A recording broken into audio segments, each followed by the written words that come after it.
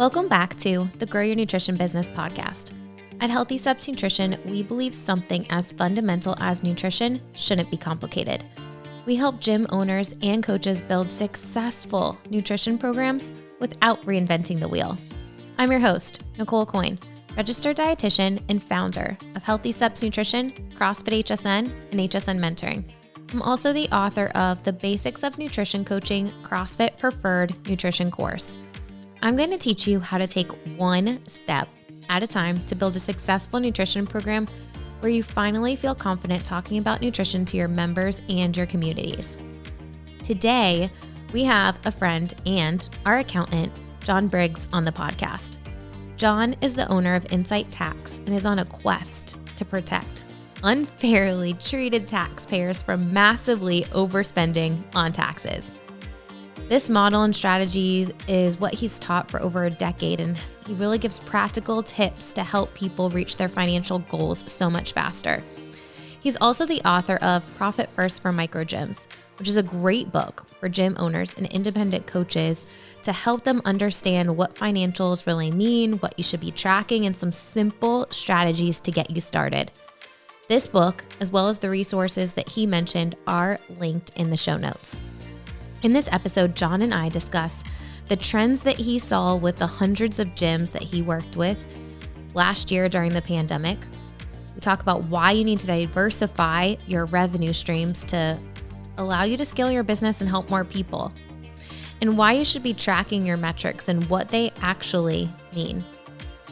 If you are trying to do accounting on your own or you're looking for someone to help you, I highly recommend you checking out the book and checking out Incite Tax. We will get to this episode with John right after this message. Did you know that we released a free course called Building a Nutrition Program into Your Gym? You can actually get 3 free CrossFit CEUs by completing this course. Click the link in the show notes to get immediate access to this awesome course to give you practical tips to help you build a nutrition program, increase engagement with your existing members, and increase retention of your nutrition clients. Enjoy that free help and enjoy this episode. John Briggs, welcome to the Grow Your Nutrition Business podcast. Thanks for having me, Nicole. It's been a while. We did a Facebook Live back in the middle of the pandemic last year, and I feel like, it's been a whirlwind since that Facebook Live.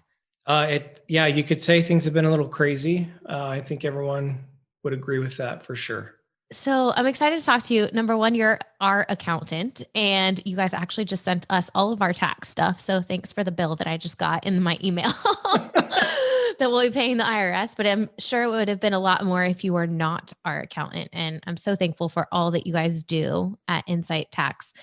I'm excited to talk today about gym owners and profit and lack of profit, and I think let's start off with some common mistakes that gym owners make in regards to managing money. Okay. Let's start with the most basic one. It's called Parkinson's Law. And so I had this experience. When I graduated from college, the first job I took was as a controller for a door-to-door sales company. Now, controller is just another title it's basically head accountant. So you can imagine a boring job for most people. Yeah. And the president of the company comes running in. He's like, John, you better lock the doors and hide and don't let anyone know that you're here. I'm like, okay, this is the boring job. I kind of feels like you're being a bit dramatic, especially since the weekend before we had celebrated as a company a banner year where we almost did $30 million in revenue, just shy of 30 million in revenue. And we handed out checks to sales reps, $10,000, $20,000, $30,000 checks. And so I'm like, I don't understand what the heck's going on. He's like, well, the owner had been working on that $1 million loan and it didn't happen. So all those checks that we just handed out last weekend, they're bouncing. And all those people are going to come in today to get a new check from you, and those are going to bounce too. So the real question here is, how does a company that does almost $30 million in revenue, one, need to take $1 million loan to even cover the checks, and two, not have the money to actually pay the guys who generated the revenue? Well, here's what happened. 6 months earlier, we were sitting in an executive meeting and I told them, hey guys, let me introduce you to this beautiful, gorgeous, super sexy spreadsheet. And in the spreadsheet, I laid out for them every sale that we did as a company, we kept 1%, $8, which is a terrible margin. And I said, there's this new innovative, fresh idea sweeping the business community. And I think if we implement that idea here, it's going to make a big difference. It's called a budget. Now, this was pre-profit first. I would have called it profit first, but they're like, dude, we don't need a budget. We'll just sell more. So here's the problem. And this is where Parkinson's law, this whole story illustrates Parkinson's law. The law says the demand for something expands to match its supply. Said in a different way, your cash, the expenses you spend will always expand to match the cash available to spend. So the number one mistake most owners make is that they have one bank account for one business bank account. That business bank account is your giant pile of supply of cash. And your expenses are going to continue to increase to match that supply, to match the amount of money you have to spend. And so that's why we wrote the book specifically for gym owners, is because there's an easier way. And it's a way for us to say, look, we're not going to fight human psychology. That's what Parkinson's law is based off of. No way are we going to try to say we're going to overcome that. But let's put some boundaries around it. Let's give ourselves a fake reality that we have less money to spend than we actually do. And then we're going to see some real improvements with the cash flow and how much we have available to do other things other than stressing out about it being gone.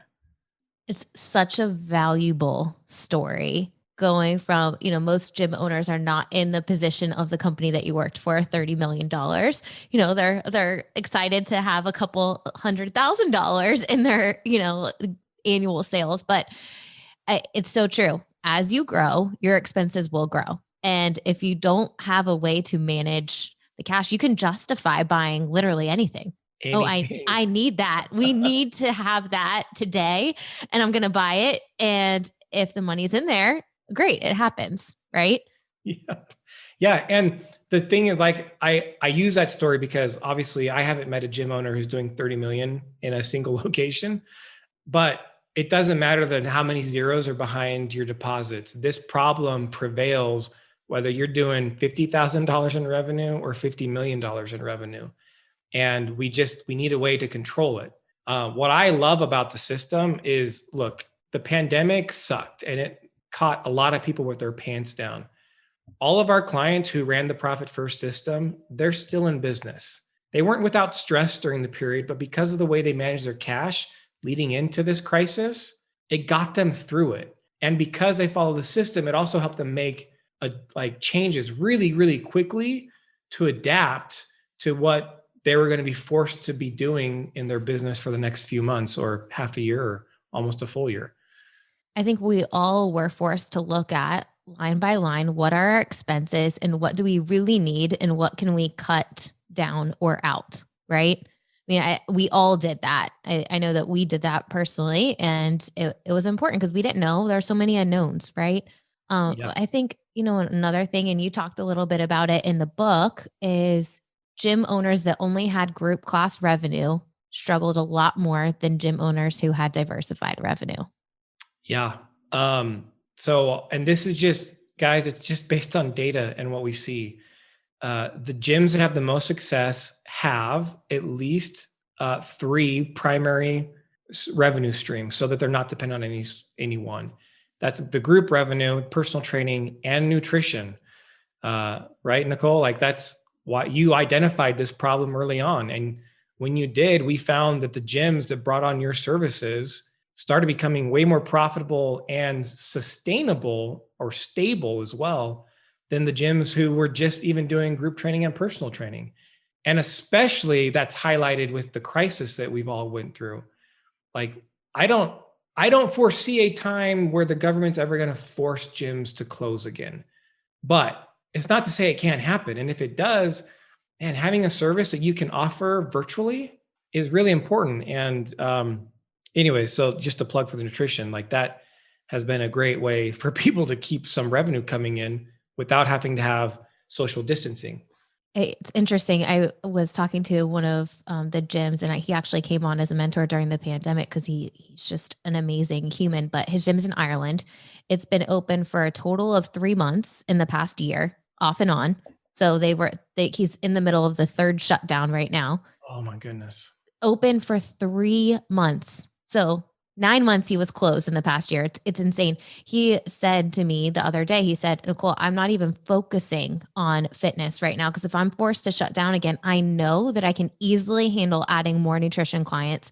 And I don't want to sell people on fitness that I'm going to have to eventually convert them to virtual. And then they're paying for a service that they're not expecting. And it made sense. Like he's grown and doubled the size of his nutrition program since the pandemic started because that's where he's guiding every single new person to.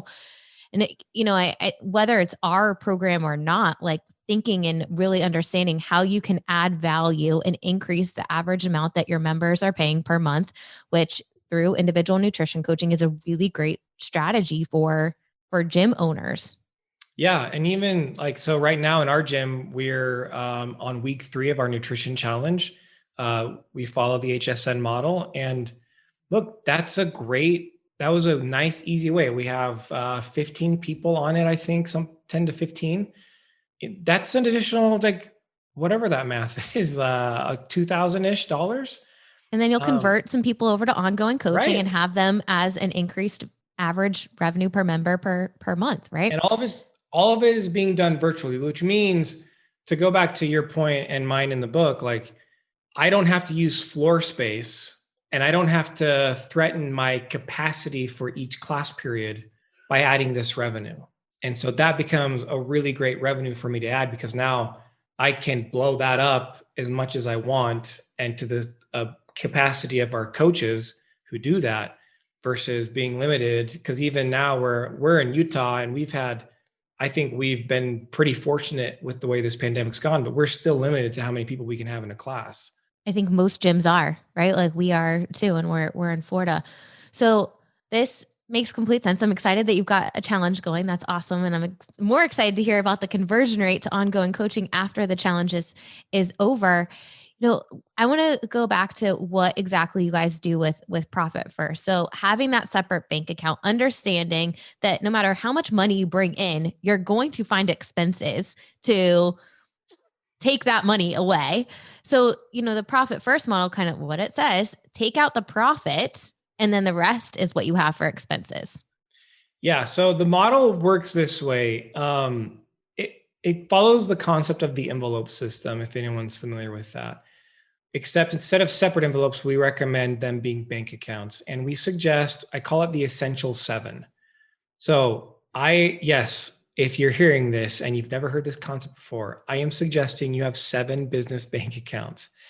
And no, your accountant should not be blowing up your rates because you're adding more bank accounts. It's not that much additional work. And here are what the essential 7 are. 1 account is your income account. Its sole purpose is to receive customer deposits. That's it. Then you're going to have a team member expense bucket. This is because it's one of your top 2 expenses as a gym. We want to make sure we set aside that money when we're allocating income. Then we have a owner's pay account. This is for owners who work in the business in the day-to-day, not for owners who are just investing in passive owners. So we have the owner's pay because too often gym owners get burnt out because they're not paying themselves enough. And the world needs you to stay in business, which means we need to give yourself the highest likelihood of success, which means you've got to pay yourself market rate, and you got to do it first. Another account is your profit account. The profit account is for all owners, and it's designed to reward you for the risk you're taking to be the owner. Your other team members are not taking that risk. Therefore, you should be setting aside money so that at least once a quarter, you give yourself a profit distribution because you took that risk. Then we have tax account. As Nicole mentioned, they owe a little bit. And we have it down as much as we can. But guys, when you're profitable and successful, you are going to pay something. So let's set it aside throughout the year instead of waiting till the end of the year and wondering, how am I going to come up with that money? Then, of course, we have your operating expense account, which is the one you already have. And then for gyms, we also recommend an account for equipment. There is wear and tear, and you might as well be setting aside a little bit of money every month for those times when you need to replace the rower or the air assault bike. And the beauty about that account is, as you start setting aside some money and you're growing, you also are setting aside cash to buy the new rower, to expand your facilities instead of, oh, we really need to grow. I need to buy an extra rower, but where am I going to get the money from? You're already setting it aside. And as I mentioned with Parkinson's law, because you're separating money into these separate accounts, you will find a way to run your business on the money left over that's in your operating expense account. Yeah, it's for sure going to force you to look at your current expenses and analyze and decide, these probably aren't adding anything to my profitability. They're probably not adding anything to customer experience. I need to cut them. I think that's so important. And I'm going to put all of those different account titles that John mentioned. And I highly recommend that you read the book because he really goes into a deep dive. And the cool thing is he compares everything to nutrition, which is awesome. I thank you, John, for doing that. So I'll link it all in the show notes so that you guys can understand and kind of wrap your head around it. I hear so many times from gym owners that they aren't paying themselves. And you're right. Like the world needs you in business so that you can help more people, and really figuring out like what is your role in the company. I think that's an important thing to talk about, right? I mean, as gym owners expand, like you have to find your own role and replace yourself in some roles that can easily be replaceable, right? Like you don't have to wear all the hats as a gym owner. You're a gym owner. Yeah. And I definitely don't wear all the hats. You, man, I think it's one of the most important things that we have to talk about, because if we really think through this, what we're not talking more about, or what we're not talking enough about in the industry, is the idea of burnout. And I'm telling you, burnout happens because you as an owner don't pay yourself what you need to. Plain and simple. Think about it, the owner who's paying himself enough to live his life, he enjoys what he's doing, obviously on the business side, but he's not stressed out with his personal living situation and the quality of life that he wants. Why would they ever have a reason to burn out and feel like, this isn't worth it anymore? It doesn't. I've never seen it happen.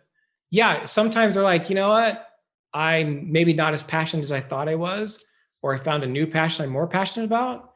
I'm not saying that's not going to happen, but I'm telling you, if you're not paying yourself enough money, you are already in the risk profile of burnout.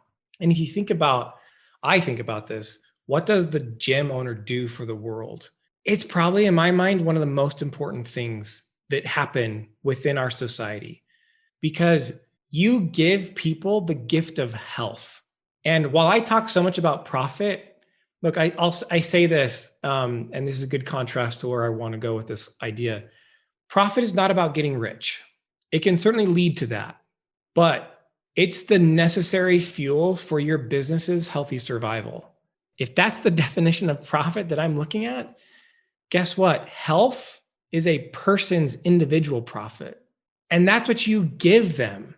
So if you burn out and you close, and I can tell you the data shows when a gym closes, a lot of those members don't find a new fitness home. They need you to stay in business. And if you're not profitable, you literally can't stay in business. You have to have money left over every month. It's a simple business principle, it has nothing to do with your passion or your great ability to help people lose weight and get fitter and healthier and happier. It's just simple numbers. You have to have profit to stay in business. If you're a gym owner who's never paid themselves ever, what do you recommend? The first step is they probably want to look at the expenses that they're bringing on. We got to free up some cash flow. In fact, I took one of my chapters, I go over 9 questions of how to analyze expenses. We've created that into a handout, if you will. And so if they go to incitetax.com/wealth, they can download that resource. I would start there. And most clients, not just gym owners, clients, regardless of industry, we often can find about 10% right off the bat of expenses that can be cut. That's a big number for a lot of gym owners.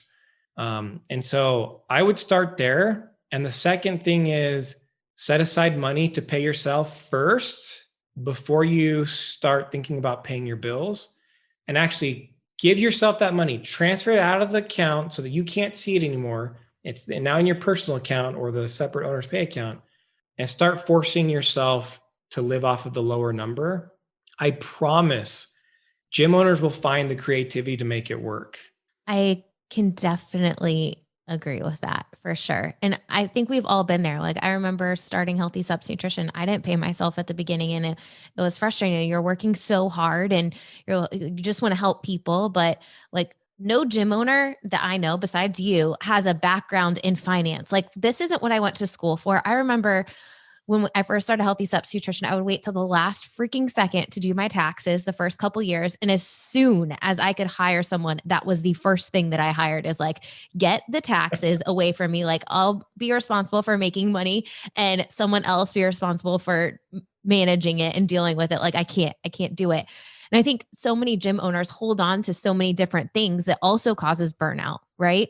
Like if you're not loving a part of your job and you can afford someone to take over that part of your job, imagine how much more time you would be able to invest in things that you do love to help grow your business.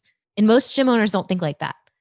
Yeah, they don't. And we want them to, right? Like every dollar you're spending, you really should be thinking, is this an investment into my business? And if you can't answer that it is, then you really don't need to spend it.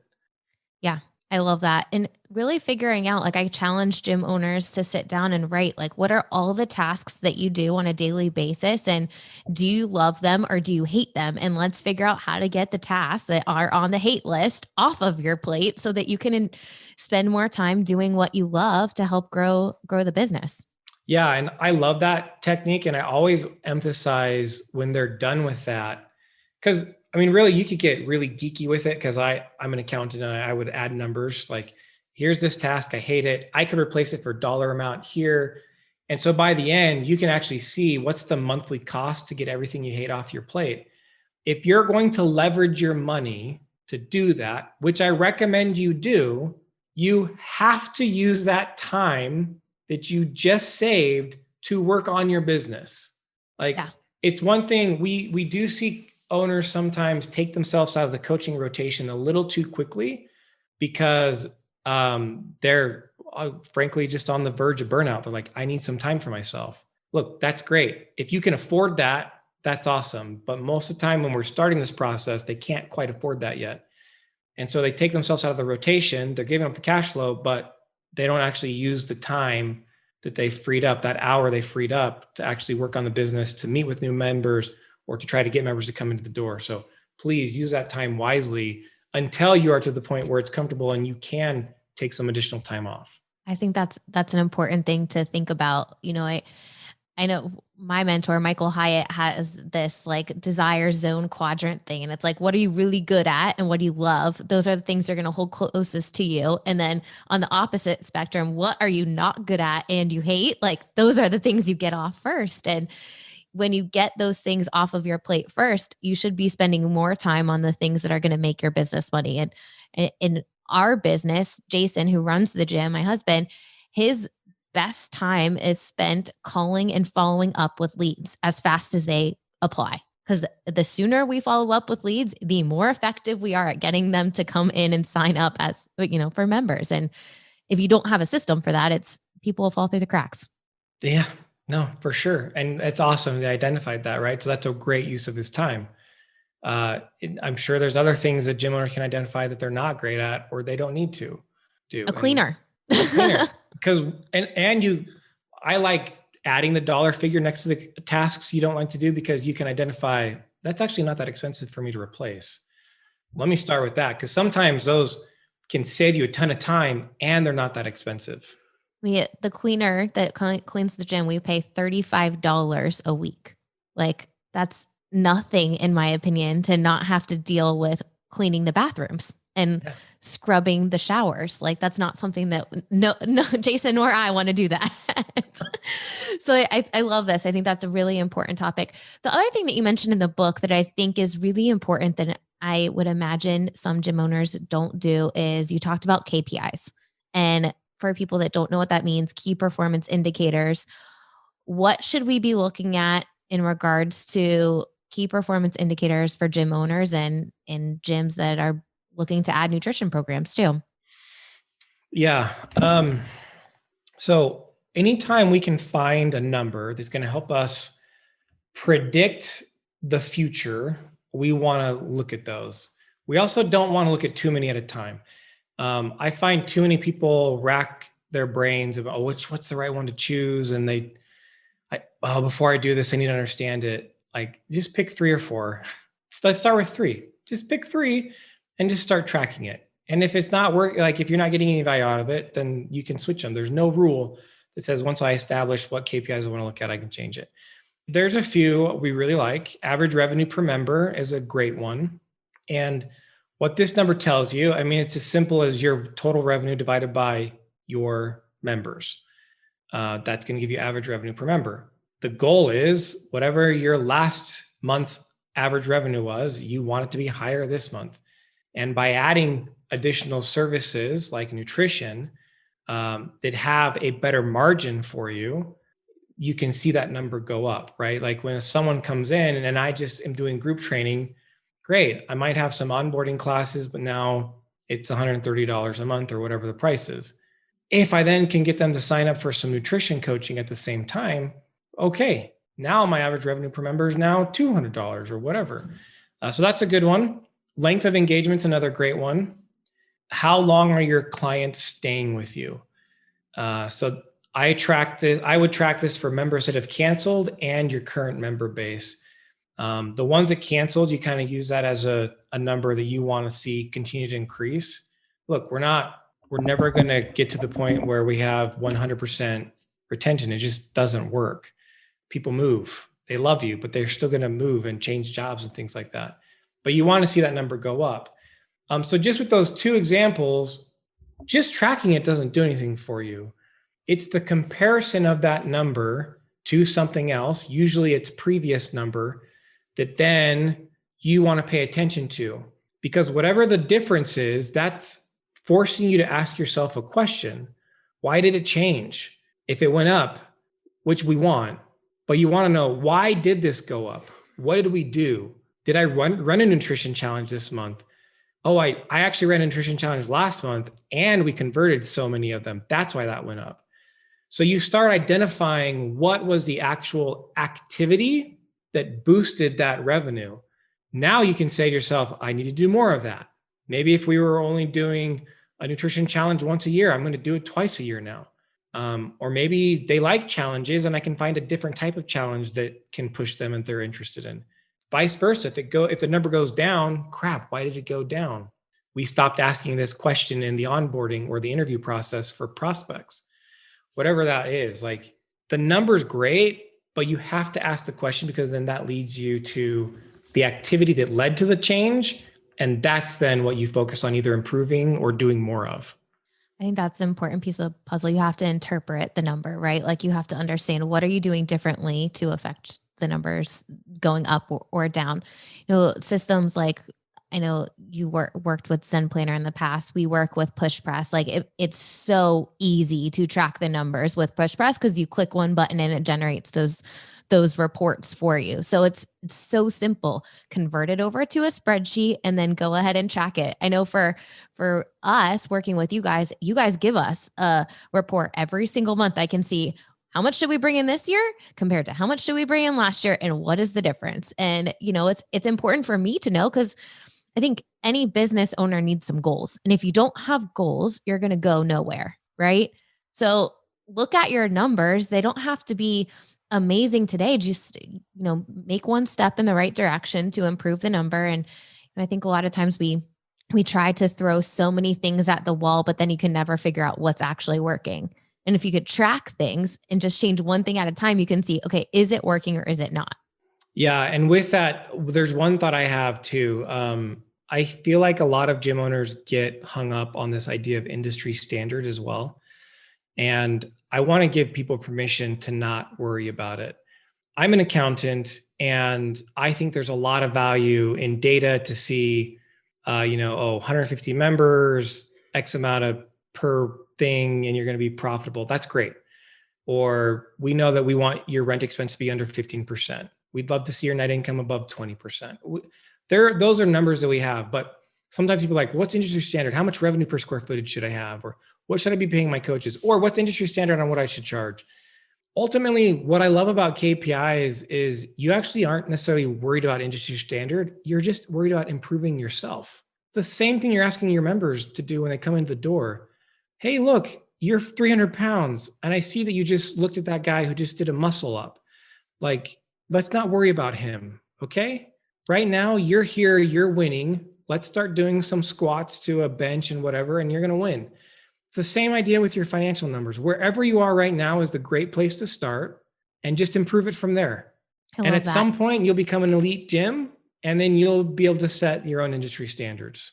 I love that. And just knowing like what success looks like for your gym is different than what success looks like for my gym, right? Like I want 50% of our members to be nutrition only clients. I don't want a gym with 250 members. That's not part of our perfect day. I want 250 nutrition only clients and, less than that because I don't want as many people. So you just need to figure out like what does success look like for you? And for every person, it's a little bit different, but you have to track your numbers to understand where you're at. And I think so many people don't do that because the idea of it is overwhelming. If you have a software that tracks them for you, copy them into a spreadsheet and then just keep track and compare from the month before. Yeah, well said. You should track this, and there's no reason you can't have a software that does this for you. They're out there and they make it really convenient. We also tell people too, when it comes to looking at what metrics should I be following, what KPI should I have, there is a like cost reward analysis you need to do. Like, oh man, this number would be really awesome, but it would take a lot of time and effort to actually figure it out. May not be worth looking at frequently. But other simple things like you mentioned with push press, if you can just do things with a click of the button, why not look at those every once in a while or frequently? With our mentoring program, that's the first thing we ask. Like, okay, tell me how many leads you had. Where did those leads come from? How many people signed up? Of those people that signed up, did they sign up for nutrition? Did they sign up for nutrition and fitness? Like, where are they coming from? And if you don't know, how are you going to be able to improve those numbers? Or let's say, John, you and I both do free intros at your gym, and you are getting everyone to sign up for nutrition and fitness, and I'm getting no one to sign up for nutrition and fitness. We're doing things differently. The way we're guiding people, like, let's get on the same page so we can both get people signed up for nutrition and fitness. So, just figuring out so everyone's on the same page is important to help you build a more sustainable business and be able to help more people, right? Yeah, totally. And again, the metric tracking is only to lead you to ask the questions you need to about the results you're seeing. And then the results should lead you to the behavior that needs to change. I love that. Talk to me about what you guys do. I mean, you work with hundreds of gyms around the US, right? Talk to me about what you guys do at Insight and what's different. I mean, I can tell you from personal experience, but I love for you to say like how do you help gyms get more profitable? Well, we first a lot of times start with getting the base accounting done the right way, because crap in, crap out, right? Like from a nutrition standpoint, we might look at 100 calories of Oreo cookies versus 100 calories of grapes. While yeah, they're the same 100 calories, your body's going to respond very differently, probably to the grapes or versus the Oreos. It's the same with your accounting. Your metrics that you're tracking and the results you see are only as good as the information you put in. And so that's the first step we do is we clean up the past, to make sure that going forward we have the right foundation. And then from there, we send monthly reports to people to give them insight into the different things. You mentioned one of the things we love to show in the report is how much money you made this month compared to how much money you made the last year during this month. So that you can see, is this up or down? And then profit first, obviously we help our clients implement profit first. Some like to read the book and they DIY it, which is awesome. Others feel like they need more support, and we're here to provide whatever level of support a gym owner needs, whether that's just a quick meeting to clarify a few things from the book, or if it's full on, we will actually go into your bank accounts for you every week or twice a month and transfer the money for you and give you updated reports that way. And then, of course, the tax side, we are always trying to help increase the amount of money that gym owners can keep. And a lot of that can come through proper tax structuring and tax strategies. Which you've helped us a ton with all three companies that you help manage for us, which is amazing. And highly, highly recommend everyone over at Incite Tax. You guys are so helpful and quick to respond, which is amazing. You guys have such great customer service over there. One final question, and then I'll let you have some final thoughts.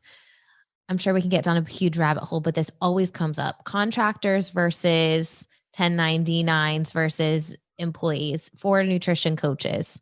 What's the best strategy there? So I always have to say this. The tax code is complicated, and therefore the word always or never, it just doesn't belong in this conversation. It really does depend on the situation of the relationship between the business and the worker.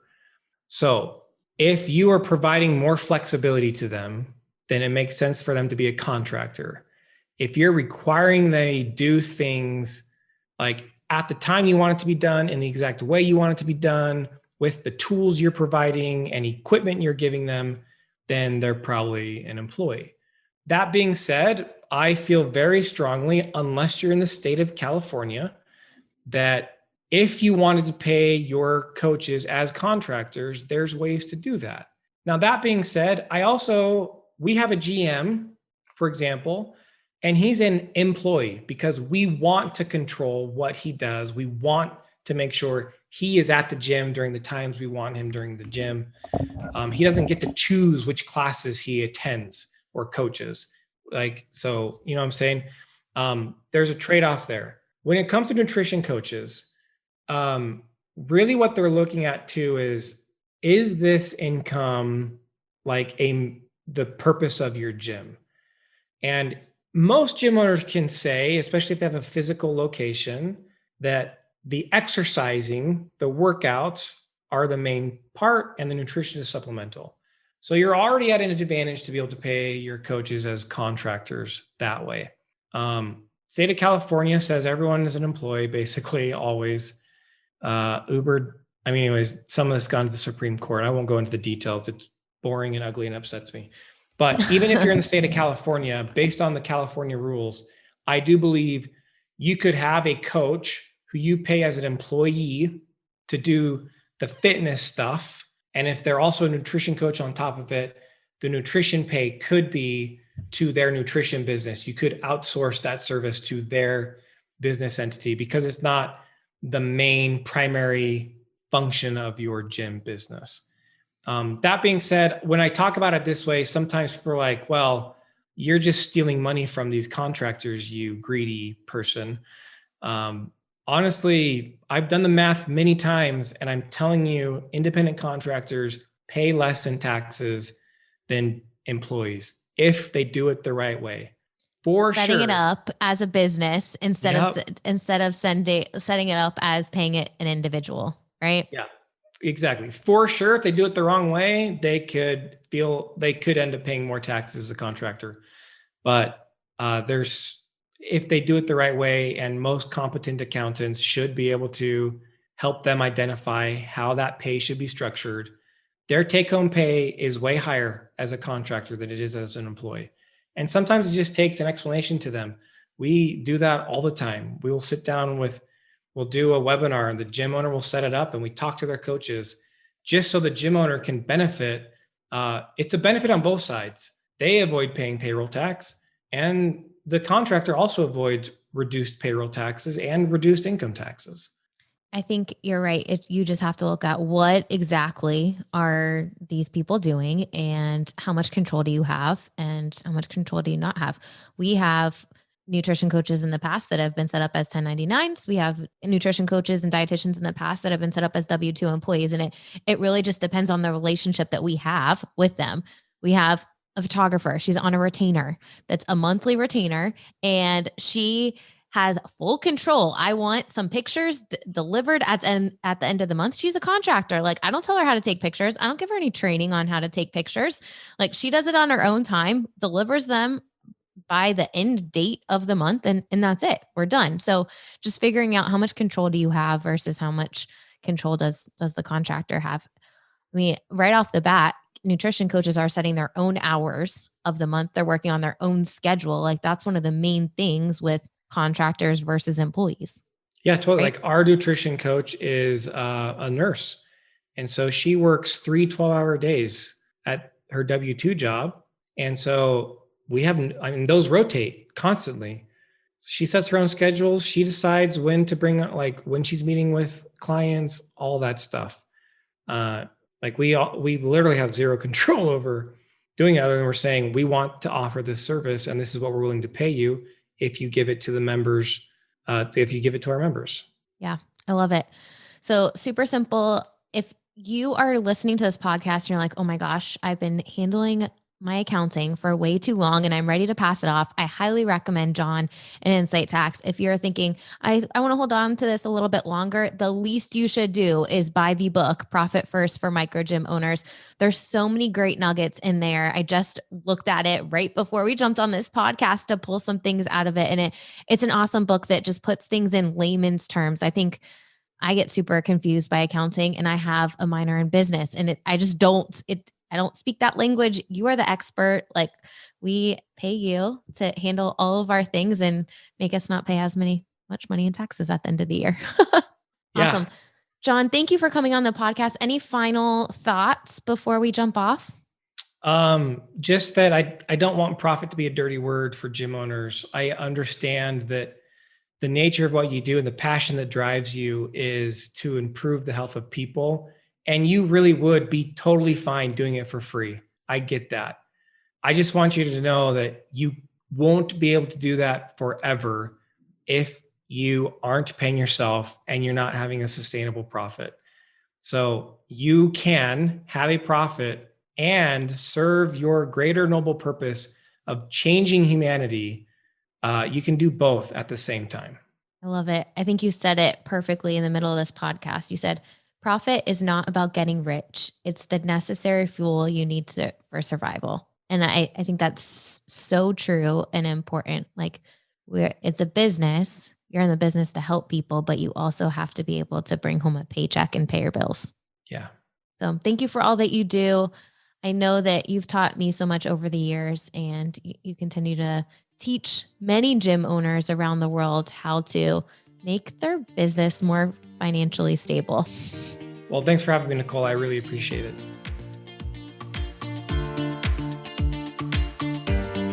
So many awesome nuggets in that episode from John from Incite Tax.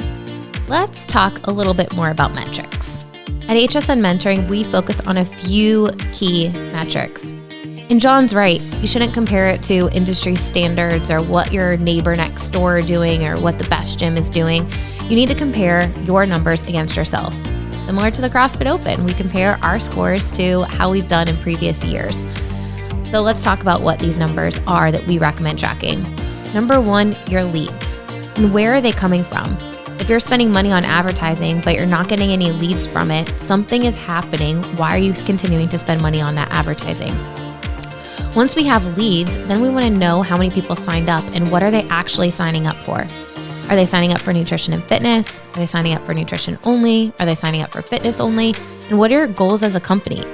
I know our goal as a company is to have not a ton of members. We'd rather have less people that we can focus on, really give them an exceptional experience and create the lives for our coaches that they're really looking for.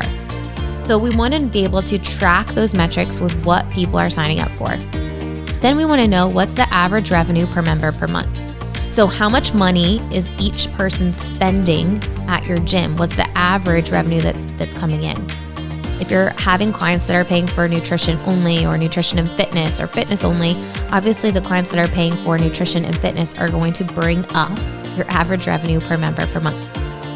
Then we want to look at length of engagement. This is such an important number to look at. I remember starting as a nutrition coach and dietitian when I was starting Healthy Steps Nutrition, and my length of engagement, frankly, it sucked. And the reason why it wasn't good is I didn't have the systems to keep engagement and really show clients the value beyond the first month. I wasn't keeping it simple. I was trying to give them too much information at one time, and they left feeling overwhelmed. You want to track your length of engagement. Really, what this means is how many people are you converting to ongoing nutrition coaching if you're really focusing on nutrition. If you're running a nutrition challenge and you're bringing in all this revenue on month 1 of the nutrition challenge, but you're not converting anyone to ongoing coaching, how are you really able to continue to support them achieving their goals and you're not making any reoccurring revenue? So we want to look at that conversion rate to ongoing coaching and how many people, how long they're staying per month.